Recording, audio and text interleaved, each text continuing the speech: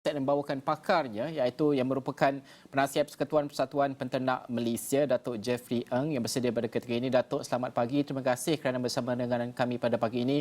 Datuk, pertama sekali, bantu kami untuk faham berapa besar kesannya pengharaman ataupun sekatan ekspor ayam Malaysia ini ke Singapura sebenarnya, Datuk? Untuk pengetahuan kami, selamat pagi Najib. Banyak ladang yang niaga dia fokus kepada ekspor. Pasal ada permintaan yang berlainan kan dekat Singapura. Macam kita cakap ada organic chicken yang mereka nak tu, ada ayam yang makan nenas hampa nenas tu yang spesifik market untuk Singapura ni. Ada chicken rice untuk nasi ayam yang kita design untuk membekalkan ayam tu kepada Singapura saja tu. So, harga-harga yang kita jual kepada Singapura ni ada harga-harga yang berlebihan daripada harga tempatan ni. Kalau ladang tu tidak diizin untuk ekspor ayam tu ke sana, maka mereka dipaksa untuk jual ayam ni ke Malaysia dengan harga yang lebih murah. Itulah hakikat yang kita bankan ekspor kita kepada Singapura.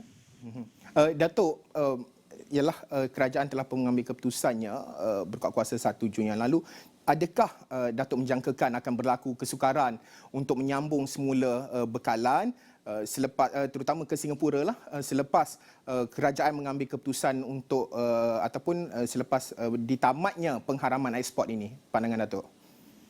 Untuk kita kalau buat sekarang kalau masih tak lepas 1 bulan, kalau kita dapat ekspor balik ke Singapura dengan secepat mungkin kehilangan market yang kita sedia ada dekat Singapura tu takkan terjejas terlalu banyak.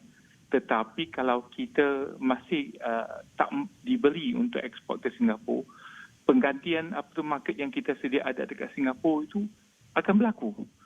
Ini akan menyebabkan kerugian kepada Malaysia pasal rate exchange kita ni. Pasal apa yang kita jual ke Singapura tu kita untung duit foreign currency kan, supaya mengurangkan trade deficit makanan kita ni. Jadi apakah sumber ayam kita yang tidak dapat diimport ini mampu untuk menurunkan harga, kerana isu utama kita pada kali ini adalah harga dedak yang agak mahal? Kalau kita cakap tentang harga dedak ni, Naina, harga dedak ni bukan saja di Malaysia yang kita hadapi. Kita cakap dekat Malaysia kita beli CPO atau crude palm oil, atau kita cakap kalau kita terpaksa beli atau dipaksakan untuk beli PKC. Harga PKC dan CPO yang kita beli bukan harga tempatan. Kita beli harga international.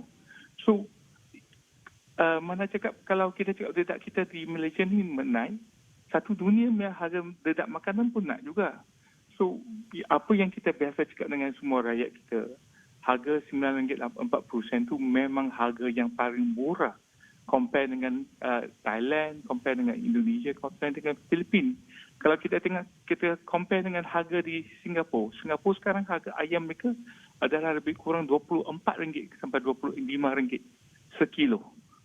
So, untuk saya ingat kerajaan kita memang memusahakan cara hidup rakyat Malaysia ni untuk memastikan kita dapat beli harga ayam yang berpatutan dan murah. Datuk, bantu kami untuk faham. Tadi Datuk sebutkan ayam yang kita ekspor ke Singapura ini bukan ayam yang biasa kita jual di tempatan. Makanan dedaknya pun juga berasaskan nenas sebagai contoh.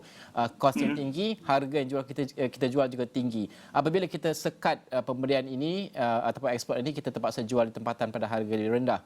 Persoalan saya, bagaimana untuk kita melihat pasaran Singapura ini tidak hanya memilih negara mana-mana sahaja untuk menjadi pembekal. Negara tersebut perlu mematuhi kriteria tertentu. Malaysia juga sudah pasti perlu mematuhi kriteria tertentu seperti yang Datuk sebutkan tadi. Apa cabarannya selepas ini untuk kita membuka kembali? Adakah ini akan terjejas dari segi tahap kepercayaan Singapura kepada reliability pasaran Malaysia dalam membekalkan ayam? Adakah ini akan berlaku? Memang itu akan berlaku. Pasal sekarang kalau kita dah lebih 1 bulan tak pergi sana kan, substitute bekalan ayam dari Malaysia tu memang akan berlaku. Takkan gerai nasi ayam yang sedia ada tu tidak beroperasi untuk 1 bulan kan. So mereka akan cari bahan-bahan penggantian dia. Cuma apa yang kita boleh janji dengan rakyat Malaysia adalah satu. Dulu kalau kita cakap kan tentang bekalan ayam yang Malaysia ni ada isu, itu bukan disebabkan oleh bekalan ayam. Apa yang kita nampak pada waktu itu adalah permintaan yang mendedak. Permintaan lepas 2 tahun kita berada di keadaan PKP kan. Banyak orang tak dapat meraihkan raya dalam 2 tahun. So tahun ini semua orang meraihkan raya Aidilfitri.